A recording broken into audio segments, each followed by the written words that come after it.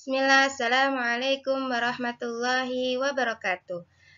Apa kabar kalian semua? Semoga selalu dalam semangat untuk menuntut ilmu. Baiklah, kali ini kita akan melanjutkan materi kita, yaitu tentang ruku.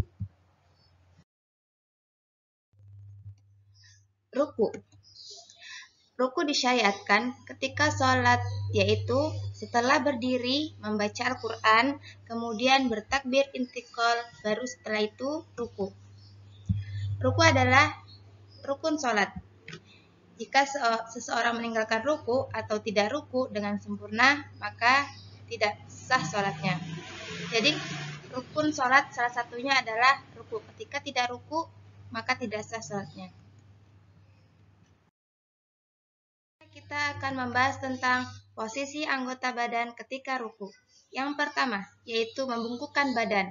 Sebagaimana hadis Rasulullah SAW bahwasanya dahulu aku yang paling hafal di antara kalian terhadap tata cara sholat Rasulullah SAW. Aku melihat beliau ketika bertakbir.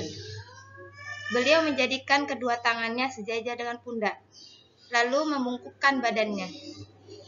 Bisa dilihat dari gambar di samping bahwa itu adalah posisi ruku yang benar.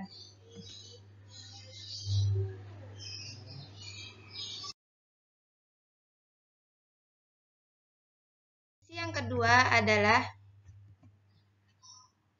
posisi punggung tegak lurus dengan kaki, tidak miring dan tidak terlalu bungkuk.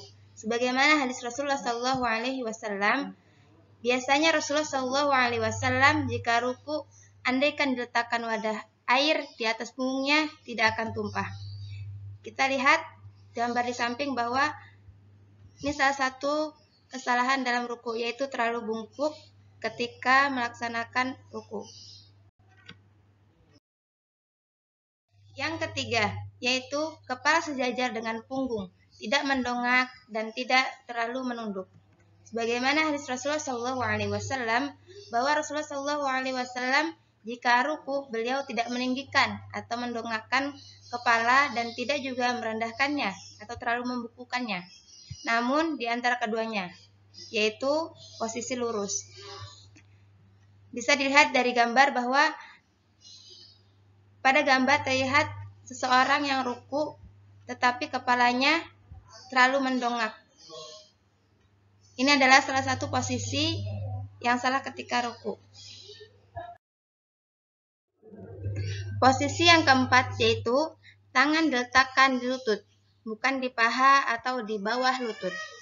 Sebagaimana hadis Rasulullah SAW, jika beliau ruku meletakkan kedua telapak tangannya pada lututnya dan membuka jari-jarinya. Bisa dilihat pada gambar, seseorang itu meletakkan tangannya tepat di lututnya, bukan di atas atau di bawah lututnya.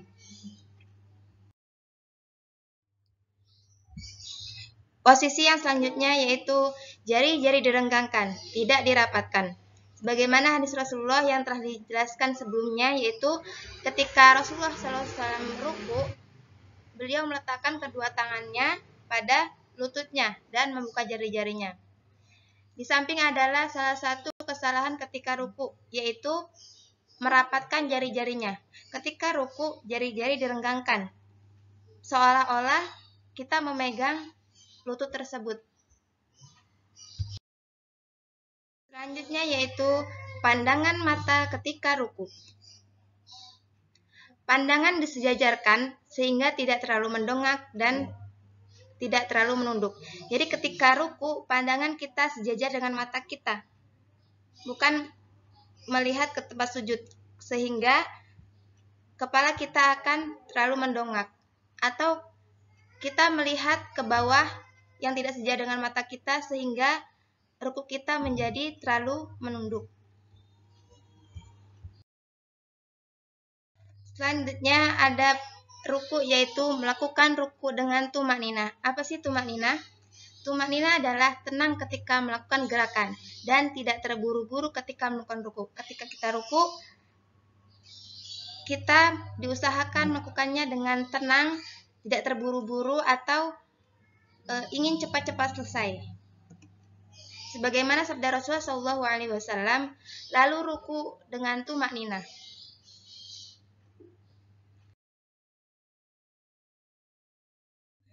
Sebuah kisah ini diambil dari hadis Rasulullah SAW bahwasanya Rasulullah SAW melihat seorang laki-laki yang tidak menyempurnakan rukuknya dan ia mematuk-matik di dalam sujudnya karena saking cepatnya ketika dia sholat.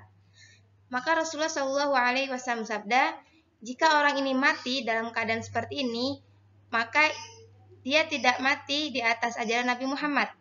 Ia mematuk-matuk seperti gagak mematuk daging.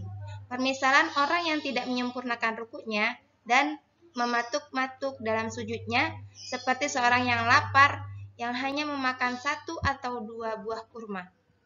Itu tidak menyangkupinya sedikit pun. Di hadis ini jelas bahwa kita diperintahkan untuk tumakninah atau tenang ketika sujud ataupun ruku. Belajar tentang macam-macam bacaan ruku. Yang pertama, Subhanakallahumma rabbana wa bihamdika Allahumma gfirli. Yang kedua, Subhana rabbiyal azim.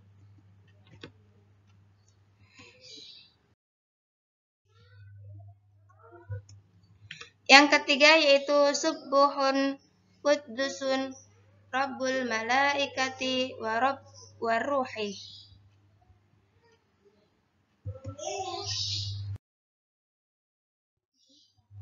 Barakallahu fikum, semoga kita dapat memahami dan mengamalkannya. Dan semoga kita senantiasa mengikuti sunnah-sunnah Rasulullah SAW dan mengikuti bagaimana tata cara salat Rasulullah SAW. Syukran. Assalamualaikum warahmatullahi wabarakatuh.